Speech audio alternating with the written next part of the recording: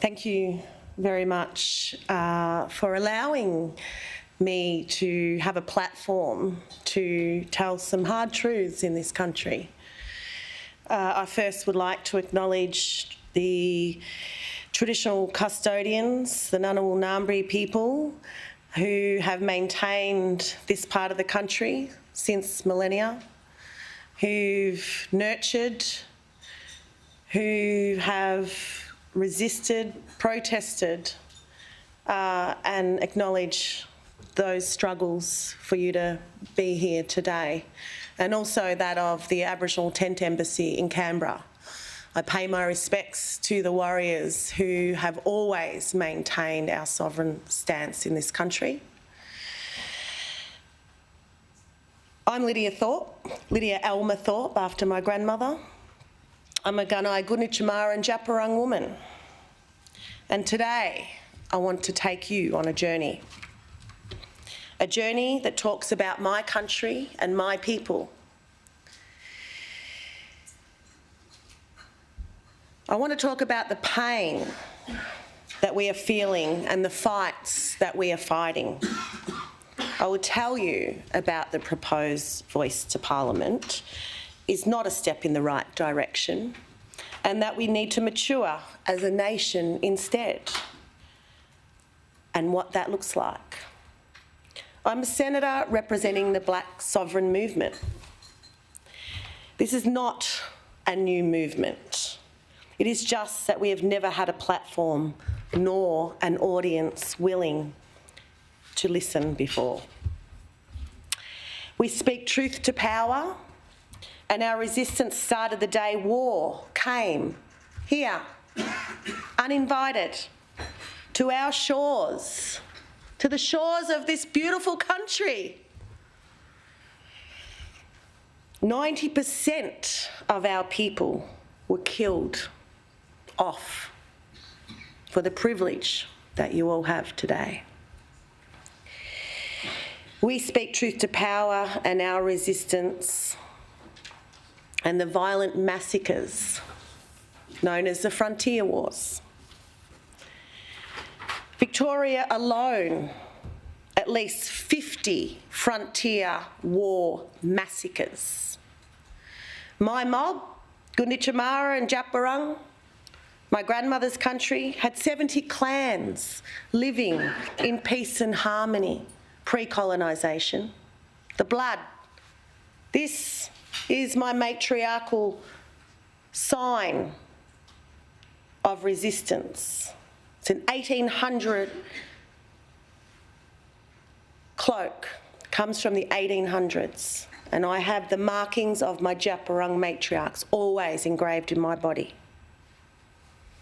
70 Gunditjmara clans down to 7.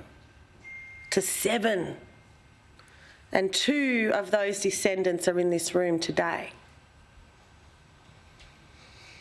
How is this not war, Australia? How is this not war? On my grandfather's country, Gunai country, you call it Lakes Entrance or the Gippsland Lakes or the 90 Mile Beach when you go on your holidays. It was a sport to shoot blacks. A sport to shoot blacks. My people, Brabralung clan of the Gunai. The Black War, or what is sometimes called the Tasmanian War, resulted in at least 1,000 Aboriginal deaths, likely many more, and led to a near destruction of First Peoples in Lutruwita, Tasmania, what you call Tasmania. A near complete destruction. How is that and not an attempted genocide? How is it not war? The extreme cruelty of colonisation has had devastating effects on our culture, our sacred sites, on our lives, on the lives of our children. It tortures our minds, souls and bodies. And we still carry this trauma that has been passed down through generations in our hearts and our bodies. The frontier wars have never ended. Same war, different weapons. The same domination of First Peoples for access to our land and resources. Our people are still rounded up and locked into cages at the highest rates in the entire world. That's something to be proud of, right? Our children are still being snatched away and taken from country. Great. Our people are still being dispossessed of our country, forced into homelessness on our own lands, while sacred sites continue to be blown up for profit. This is the continued cultural genocide of our people. This is our inheritance. This is our inheritance. This is our struggle. Our children were ripped from their mothers' arms and put into institutions and homes where they were subjected to physical, sexual and emotional abuse. This continues today. 1 in 6 of our children are torn away from their families, and we are seeing ever-increasing rates of child removals across this country. 23,000 Aboriginal and Torres Strait Islander children in out-of-home care today. Something to be proud of, right? But despite 250 years of attacks on our people and country, we have survived. We have demonstrated the power of our culture to hold us together and continue to protect and care for country that sustains us all. I invite all Australians to come on a journey and look through the lens of First Peoples and how we connect to country. First Peoples of these lands and waters connect to country akin to our mother. We love, nurture and respect country like we do our mother. The water that runs through our country is like the blood that runs through our veins of our mother giving life. If we continue to bring harm to country, we will ultimately bring harm to ourselves. We are the oldest continuing living culture on the planet. Surely that's something to be proud of. We have lived through 2 ice ages, countless fires, droughts and floods. We know how to care for country, but we are not allowed to do so. Your laws, your metal bars, concrete and police stand in the way, keeping us from our mother. Just last week, I learnt that a sacred Djapurrung women's birthing tree had been vandalised and poisoned. Proven this morning. Yes, it's poison in the 3 drill holes in that tree. It was a disgusting attack, and I still am completely devastated. I brought some of the bark from that tree and the fire remnants of our ceremony.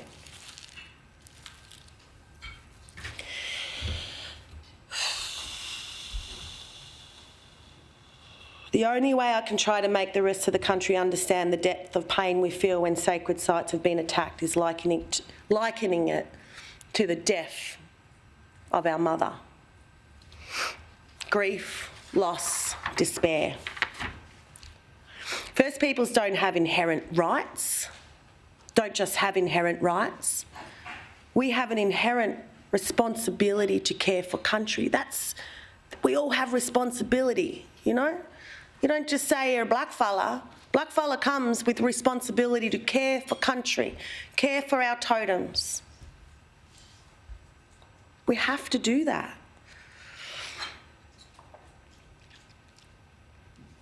We have expressed our grief, our pain, our hurt to the world. We have been forced to share details about the intimacy of a birthing site out of desperation to protect our country. That is what the paternalistic colonial legal system forces us to do. We must relive our trauma in courtrooms and news headlines while the audience stands by and judges if we are a worthy case. This is not the way it has to be. We set up the Djab Wurrung Heritage Protection Embassy and successfully maintained an embassy for 2 years along the Western Highway. We welcomed everyone who wanted to learn and protect, right up until the embassy was violently torn apart by hundreds of police officers who had the green light from the government of the day and the hand-picked advisory bodies. How could a road that shaves 6 minutes to people travelling on that highway outweigh protecting a site of such high cultural significance? Over 800 years old, we're talking about these maternity birthing trees. How could the Djab Wurrung birthing trees be subjected to the violence of today? But today, again, we heard of another example of country being hurt with a giant old growth tree being cut down. These are ancestor trees. They hold knowledge to keep this earth and this country together. The destruction is the reality lived by First Nations people fighting to protect country across this land and across the world. Indigenous peoples across the world protect 90% of the planet's remaining biodiversity. We are the ones fighting to keep the waterways clean, the air breathable, the land healthy, protecting them from the violence of colonial governments that continue to pillage, plunder and pollute. The Australian colony is an imperial occupation of the lands of hundreds of sovereign nations. It is a project that subdues, oppresses and exploits First Peoples and our sovereignty in order to extract wealth, just so a handful of people can profit. The colonial project killed and dispossessed First Peoples to get this power and wealth. And it will do whatever it needs to hold on to it. It relies on the oppression and denial of First Nations sovereignty in order for it to exist. When we talk about sovereignty, we are talking about much more than just the romanticised spiritual notion talked about in the Uluru Statement. We are talking about real political sovereign power. And I know that might make people feel uncomfortable, but too bad. That's why the government is scared to acknowledge it. We are talking about sovereign rights, rights to our homelands, our rights to nurture our lands, water, sea, country and sky as we have for millennia. Our right to veto anything that has a destructive impact on our mother. To have the final say over the logging and destruction of our forests and bushlands. The right for us to protect country and to prevent extinction. Ecosystem collapse and bushlands. The right for us to protect country and the right to ensure a future for all people of these lands by practising sustainability, love and respect. Our people have never ceded sovereignty. We have never given up our right to manage our own lands and our own people. That is our constitution. We've got the oldest constitution on the planet. Yours has only been here a couple of 100 years. And it defies the real laws of these lands.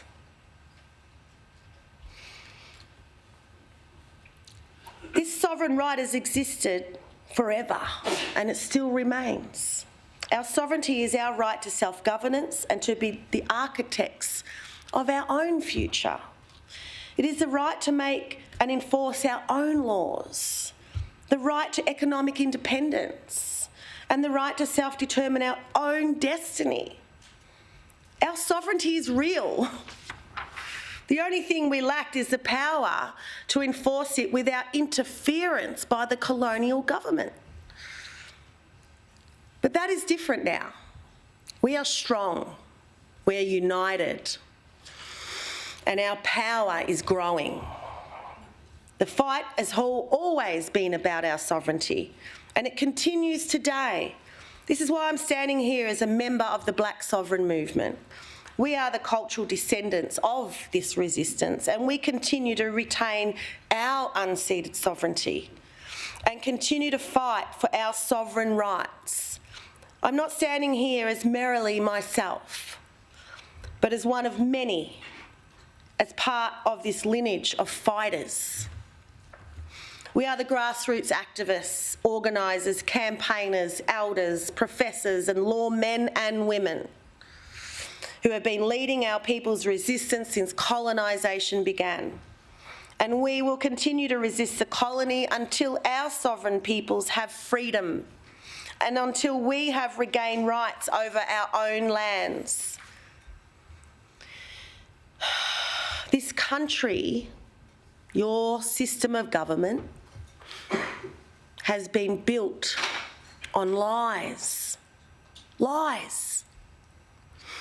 And the referendum for the voice to Parliament is a continuation of these lies. It promises to finally fix the Aboriginal problem.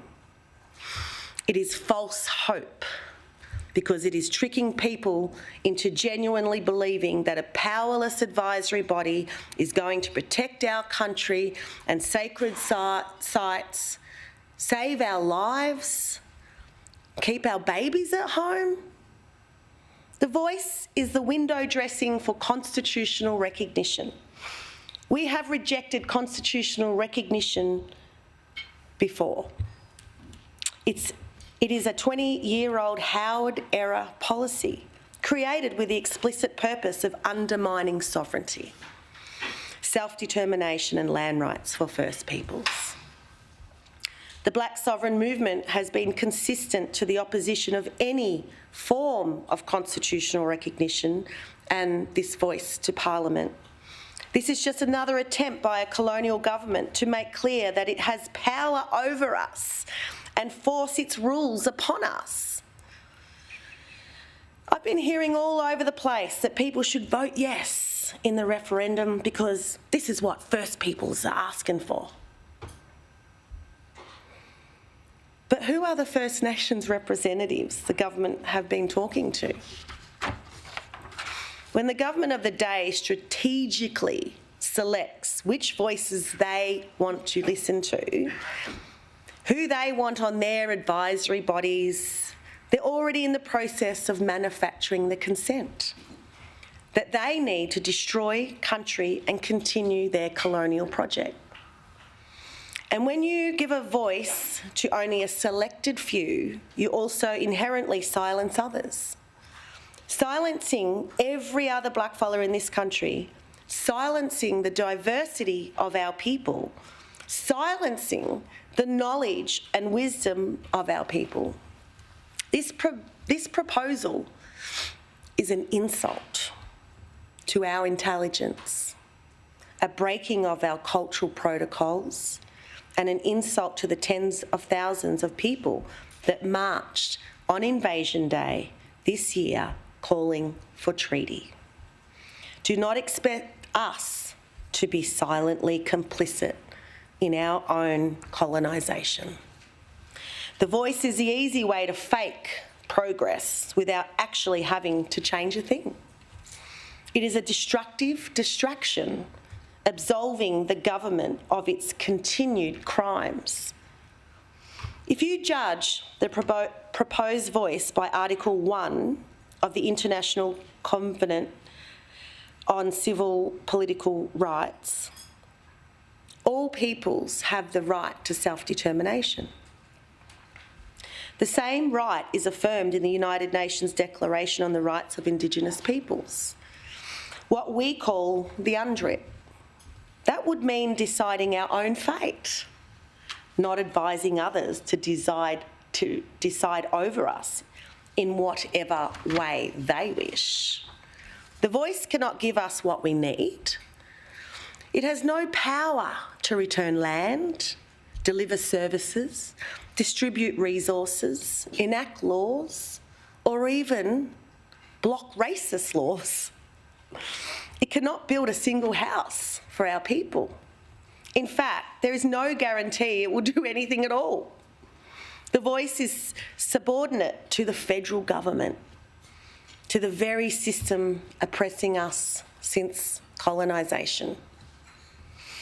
The voice proposal endorses the racist ideology that black people have to be governed by someone else. The voice doesn't end domination, but affirms it. There are 3 positions on this proposed voice.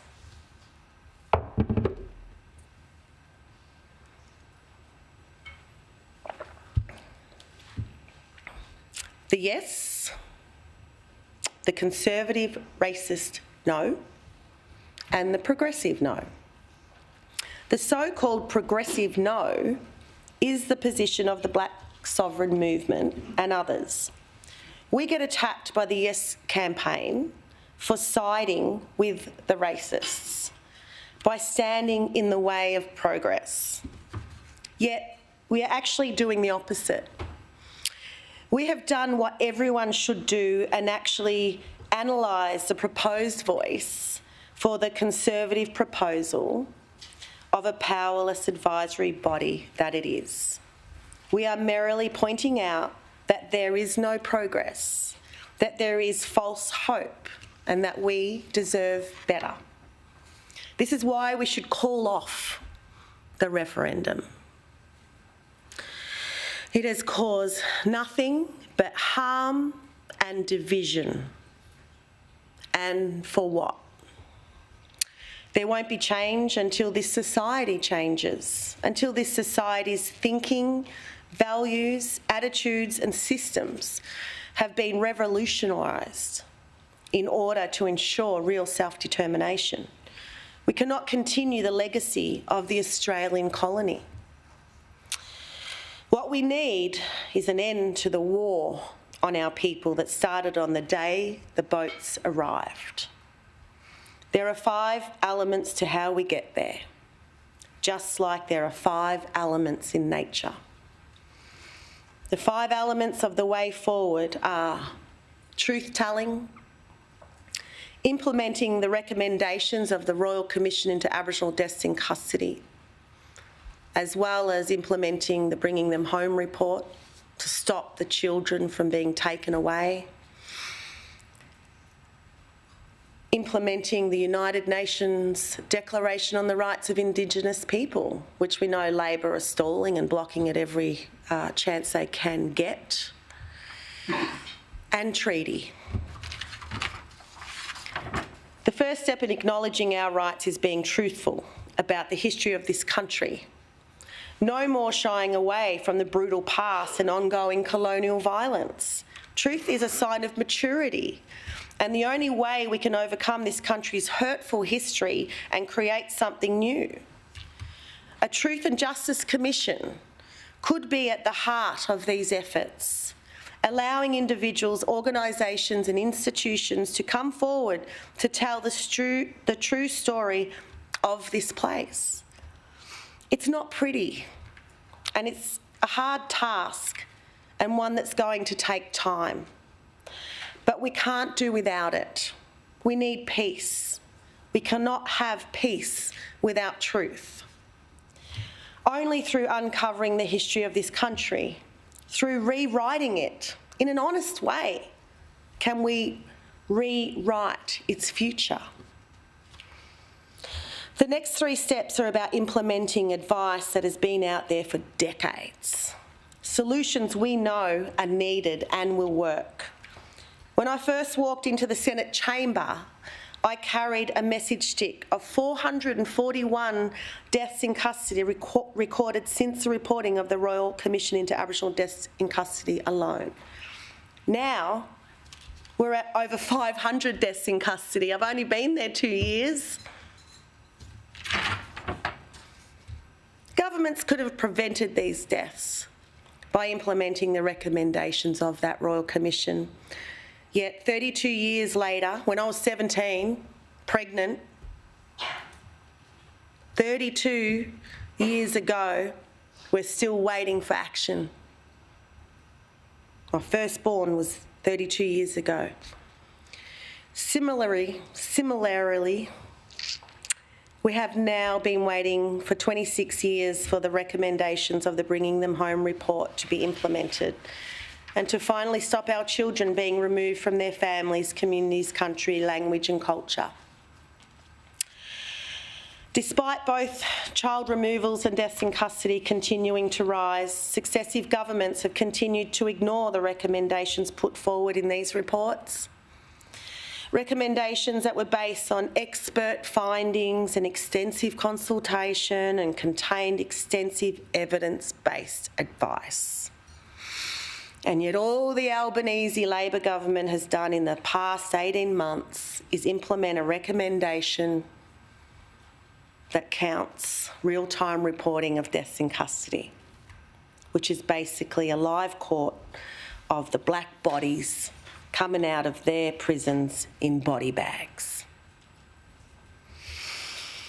What an insult to those families.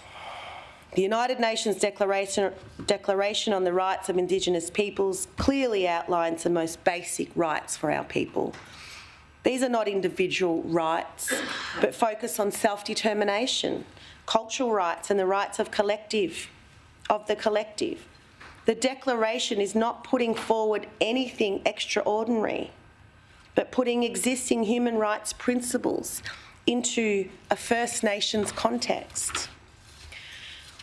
What that effectively means is that nothing about us should happen without us, and that we have a right to self-determination. We need governments to not just engage in tokenistic consultation, and consultation is not consent. We ask for the principles of free, prior and informed consent to be adhered to. That means engaging with our people in a respectful way, recognise the wealth of knowledge, the care for country, culture and community, and respecting our decisions. Successful implementation of UNDRIP in other countries has proven that decisions made by the people for the people will have better outcomes, not just for our people, but for you all. This will provide a greater chance to survive and thrive as a people, all of us. Last year, I introduced a private senator's bill to Parliament to enshrine the United Nations Declaration on the Rights of Indigenous People in Australian law. It is not asking the government to fix everything overnight, but to develop an action plan on how to effectively implement the UNDRIP in this country. This would require an analysis of existing legislation on how it adheres to UNDRIP principles, outlining which legislation needs to be changed to stop the violations of our rights and prioritising change.